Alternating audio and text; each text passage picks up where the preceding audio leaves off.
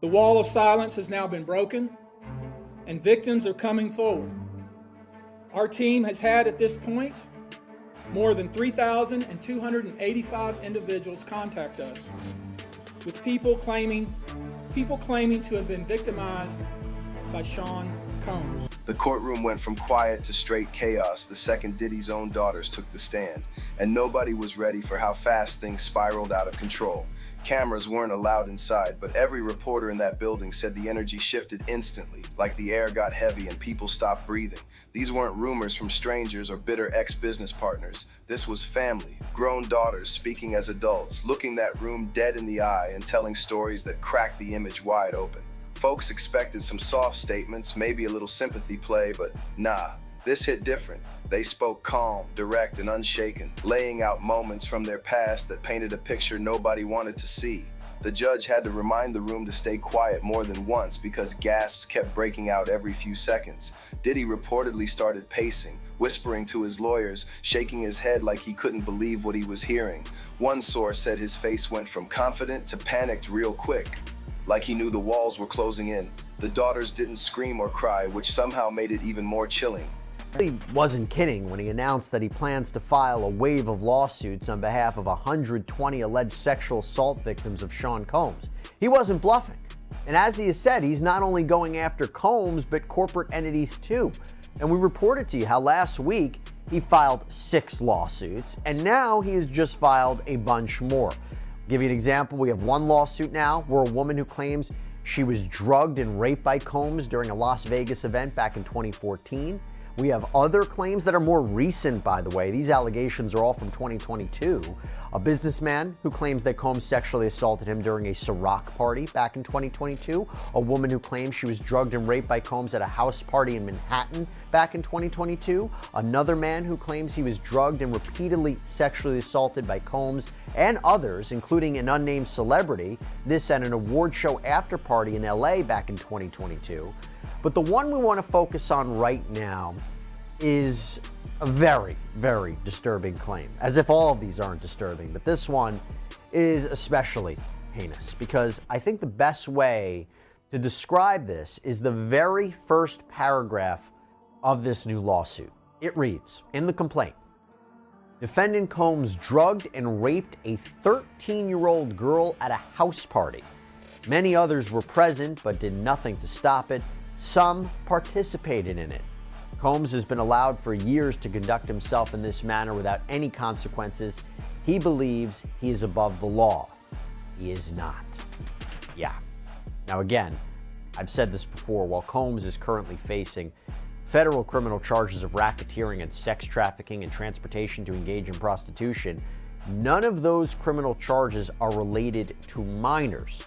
However, a number of these lawsuits, including from Tony Busby, they focused on the alleged abuse of underage people. And it makes you wonder if Combs will be hit with a superseding indictment. That means when you go back to the grand jury for additional or revised charges, will Combs be hit with a superseding indictment that involves minors?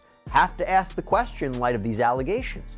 You have to wonder if any of the people who have sued Combs, are they cooperating with the government?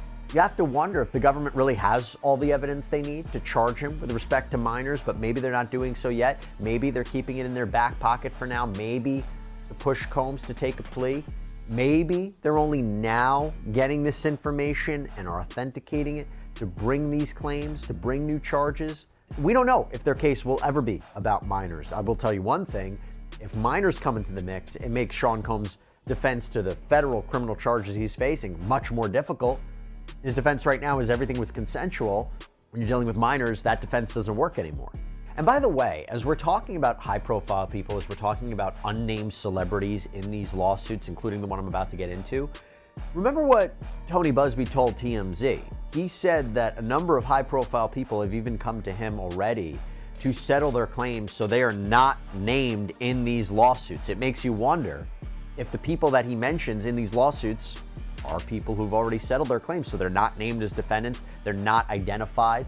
I mean, if you think about it, that would be a PR and legal nightmare if they're named in these lawsuits. Even though these are just allegations, the fact that they would be tied to Sean Combs right now, who's toxic, they might be avoiding that. So that They talked about controlling behavior, emotional pressure, and environments that felt unsafe, making it clear these experiences stayed with them long after childhood was over.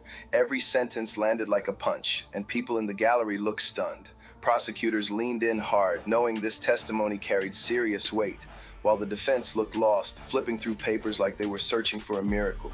Diddy allegedly slammed his hand on the table at one point, earning a sharp warning from the judge, and that's when things really went left. The image of the untouchable mogul started cracking in real time right there under those bright courtroom lights. Industry insiders say this moment could change everything because once family speaks, especially your own kids as adults, there's no spinning the narrative anymore. The daughters made it clear they weren't there for revenge or attention. They said they wanted the truth on record, no matter how uncomfortable it got. That statement alone sent shockwaves through the room.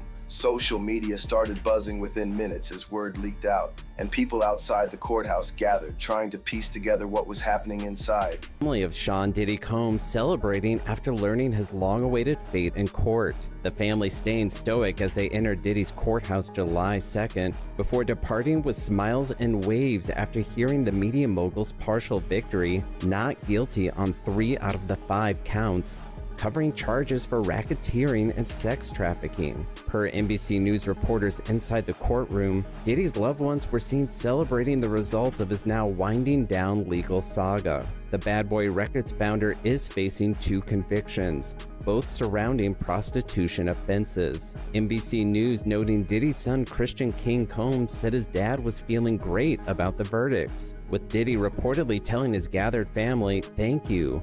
Love you." Chance Combs spotted seemingly wiping away tears alongside her grandma, who gave a thumbs up to the media frenzy outside the Manhattan courthouse, following weeks of putting up a united front for Diddy, who maintained his innocence across all charges. years old at the time, as if these allegations couldn't get worse. Now, we've been closely following the legal drama that's been stalking Sean Combs, and right now, as we know, he's locked up in the Metropolitan Detention Center out in Brooklyn. He's been denied bond twice. His attorneys, though, they plan to try for a 3rd time to get him out of lockup as he waits for trial. He's now going to be petitioning the new judge overseeing this case, Judge Arun Subramanian. And we actually just learned that when it comes to where he's locked up, multiple agencies are investigating the Metropolitan Detention Center, the MDC, maybe looking into the conditions, maybe doing a sweep of contraband in the area. We did actually a whole sidebar episode dedicated to that because the circumstances in that facility are pretty horrific. And we were wondering whether or not Sean Combs and the notoriety of his case has facilitated or has led to this investigation. We talked about it. You can check it out on our Long Crime YouTube channel. It should be up there right now. Now, as we get into these latest developments, I have to warn you. I have to give you a trigger warning here.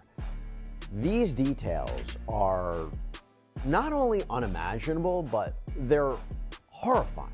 They're horrifying. They can be incredibly difficult to listen to. I gotta tell you, I was reading these lawsuits and I even winced because it's so just disgusting. It's incredibly disturbing.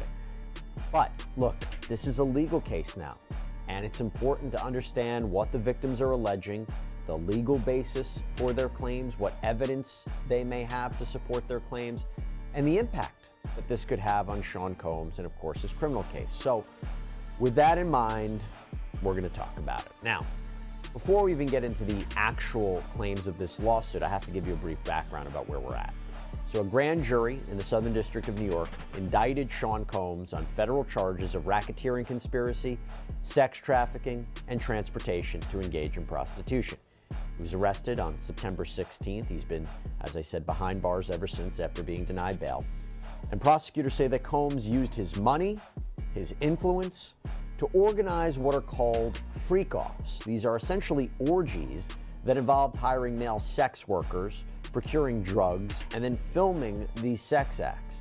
That he used force, fraud, coercion to get what he wanted, that he engaged in a campaign of... This wasn't just a bad day in court. This felt like the beginning of something much bigger, and everyone could feel it. As the testimony kept rolling, the tension only got thicker, and by then it was obvious this wasn't going the way Diddy's team planned at all. Court insiders said the room felt frozen, like nobody even wanted to move because every new detail sounded heavier than the last. The daughters continued, explaining how certain situations from their upbringing still mess with them today, and they didn't sugarcoat a single thing. They spoke about fear, confusion, and moments where they felt silenced, making it clear this wasn't just about the past, it was about patterns that followed them into adulthood. You could hear people shifting in their seats as the reality settled in. Diddy allegedly snapped again, muttering under his breath, forcing his lawyer to place a hand on his arm to calm him down. That move alone had the jury watching him closely, reading every reaction. Well, after Combs' arrest on federal sex crimes charges, Brown posted on Instagram, "In a nutshell, Kimberly was allegedly taken from us because she was set on course to accomplish what Mrs. Cassie Ventura did by igniting the bonfire which brings us here today." Ventura, of course, is Combs' ex-girlfriend who filed that initial sexual assault, sex trafficking lawsuit against Sean Combs last year. It spiraled into multiple other lawsuits and arguably spiraled into these charges that he's now facing today. And Brown wrote, "I'm writing this post to formally request an investigation into an entire group of individuals who worked at or around the residence of Miss Kimberly Porter." And he called her death a tragic murder. Now, interestingly, there are reports that Al B. Shore has even taken more security measures after asking for an investigation. In fact, he was presented an award at the American Liver Foundation's National Legacy Gala in New York. And in his speech, he says, "We even have Homeland Security in the building. Detective Jackson, good to see you." Not entirely sure what he's talking about, what he's referencing, but considering it was Homeland Security that raided Sean Combs' properties in LA and Miami and collected all that evidence that federal prosecutors are now using in their criminal case against him, interesting comment to make. Now, Gene Deal, this is Combs' former bodyguard, spoke on the Art of Deal podcast about this, and he said, "You got to realize, man, Kim's death wasn't even investigated." He went on to say, "How is it that there was no electronic products or gadgets around Kim? Be her laptop missing, her cell phone's missing, everything is missing, that she could get in touch with her little girls if they're not at home, or her friends or family. All that's missing. How is it that? All that's missing. How is it that?" The detectives didn't even examine Porter's body where she passed away. And Deal emphasized, if that is true, that case needs to be reopened. And also in regards to the idea that she got a massage right before her death, he also said, who gives somebody a massage when they get pneumonia? Deal also apparently took issue with the alleged timing of buying her gold casket. He said, how you order a gold casket 2 months before somebody dies? And he even addressed Al B. Shore beefing up his security. Al ain't no fool. He's smart by getting extra security. Now, with all of this as a backdrop, the last time we talked about Kim Porter on Sidebar is when a book was published on Amazon. It was entitled Kim's Lost Words, A Journey for Justice from the Other Side. It is allegedly a memoir from Kim Porter herself detailing her relationship with Sean Combs, but it reportedly contains typos, shocking claims, some are saying even inaccurate statements. In fact, Quincy Brown, Christian, Jesse, Delilah Combs, they wrote in a joint statement on Instagram, "We have seen so many hurtful and false rumors circulating about our parents, Kim Porter and Sean Combs' relationship, as well as about our mom's tragic passing, that we feel the need to speak out. Claims that our mom wrote a book are simply untrue. She did not. And anyone claiming to have a manuscript is misrepresenting themselves." And by the way, even Combs authorized his attorney Erica Wolf to release a statement on his behalf regarding the new book, stating, "The Kim Porter memoir is fake. It is also offensive, a shameless attempt to profit from tragedy. Chris Todd has no respect for Miss Porter or her family, who deserve better. Unlike the fabrications in his sickening memoir, it is a..." Prosecutors didn't rush the moment either. They let the silence sit, letting the weight of those words sink deep into the room. One legal analyst later said this kind of testimony hits different because it's not flashy, it's personal, and that makes it stick. The daughters stressed they were no longer scared to speak, saying time gave them clarity and strength, and that line reportedly caused murmurs across the courtroom. Diddy's defense tried to object multiple times, but the judge allowed the testimony to continue, making it clear this was relevant and necessary. At that point, Diddy looked visibly rattled, rubbing his face, staring straight ahead like he was trying to block it out. Followed by his ex Cassandra Ventura nearly a year ago that started the whole ball rolling with this legal saga. He has not admitted any culpability. While he did apologize on Instagram after the 2016 video of him purportedly beating Cassandra Ventura at a hotel hallway surfaced by CNN. But other than that, look, to be clear, he hasn't been found liable in any court. He hasn't been found guilty of any wrongdoing in any court. So right now, he is presumed innocent. And these are allegations. They're serious allegations, but they're allegations. But having said that, what is being put out there now in the course of these new civil lawsuits is arguably even worse than what we've heard before. It's kind of hard to judge, but let me get into this, because on Monday, Tony Busby and his legal partners, they filed a suit against Combs on behalf of a John Doe who lives in California.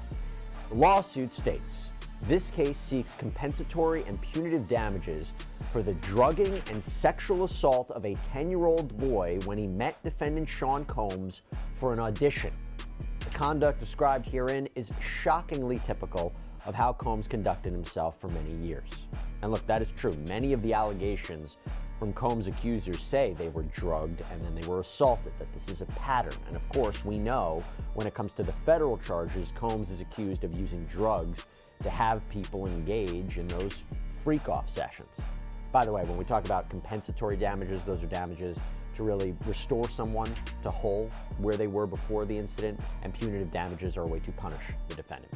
Okay, but back to the lawsuit. Combs isn't the only defendant named. In fact, this is very typical of a lot of the lawsuits we're seeing, because it's not just Combs, it's business entities. Because the plaintiff also alleges here misconduct by multiple companies that are associated with Sean Combs and his entertainment empire. This includes Combs Enterprises LLC, Bad Boy Entertainment LLC, there are more. The complaint reads, on the surface, each of these businesses served a legitimate purpose related to entertainment, music, and other subjects, but in reality, Combs, by and through himself and his agents, employees, and contractors, used these businesses to sexually assault, abuse, threaten, and coerce hundreds of individuals through sexual quid pro quo schemes, as well as to take advantage of individuals with impunity, thinking the victims would never seek recourse.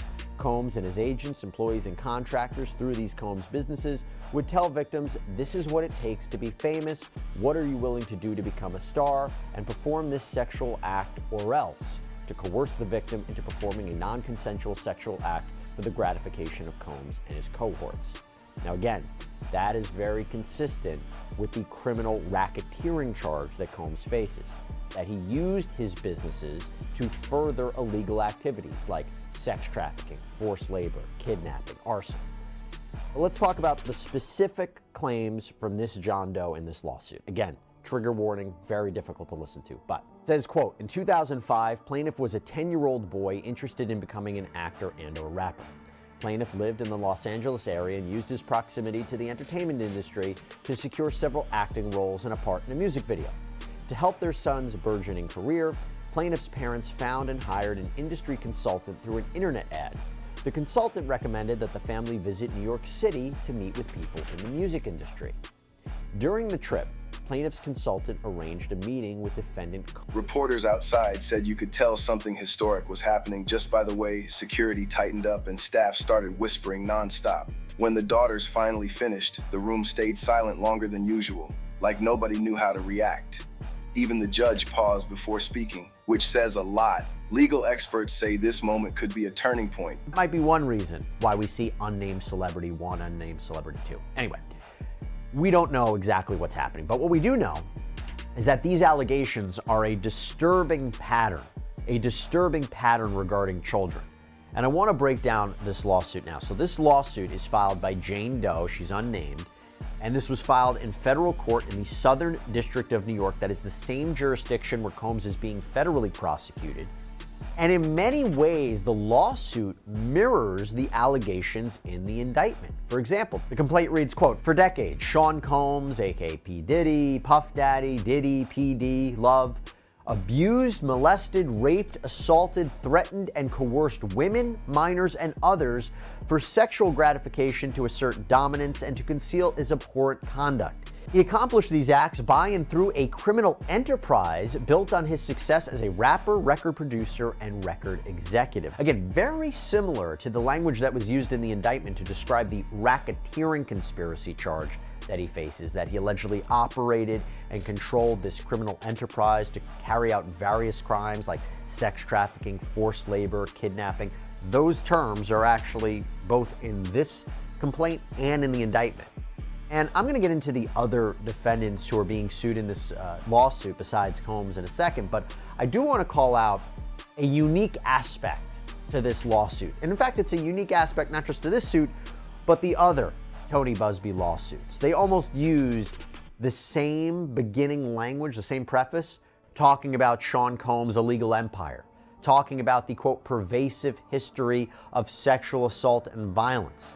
So it's not even directly addressing the individual plaintiff's claims yet. It's kind of setting the stage to understand who the defendant is, the power that he wielded, the alleged danger and threat that he is, maybe as a way to explain why these defendants did not come forward initially with their claims. For example, this lawsuit reads, Combs' recurrent and pervasive physical abuse took place for multiple decades. His tendencies of violence and sexual assault were well known amongst his colleagues, employees, agents, and businesses. On numerous occasions, from at least in or about 1996 and continuing for years, Combs assaulted women and men by striking, punching, dragging, throwing objects at, and kicking them. Combs also assaulted children both physically and sexually. In 1996, Combs was found guilty of criminal mischief for threatening a photographer from the New York Post with a gun. In 1999, he was arrested and charged with second-degree assault and criminal mischief in connection with assaulting a record executive. By the way, I just have to call something out. Even besides those last legal cases that I just mentioned in this quote, the sexual assault allegations, the sex trafficking allegations, all of this are just allegations. He hasn't been found guilty of anything yet. He hasn't been found liable with respect to any of this yet. So it is interesting that Tony Buzbee is using this language to kind of build up his case, even though, again, to be clear, Sean Combs hasn't been found guilty and hasn't been found liable with respect to any of this, and he's been denying this anyway. And to couple that, the lawsuit also lays out all of the civil suits from the past year, from Cassandra Ventura. Because credibility matters, and family testimony carries serious weight. Outside, fans and critics alike were split, some shocked, others saying they saw this coming for years. Either way, the damage was done, and there was no walking it back. She signed it, but she wasn't given a copy.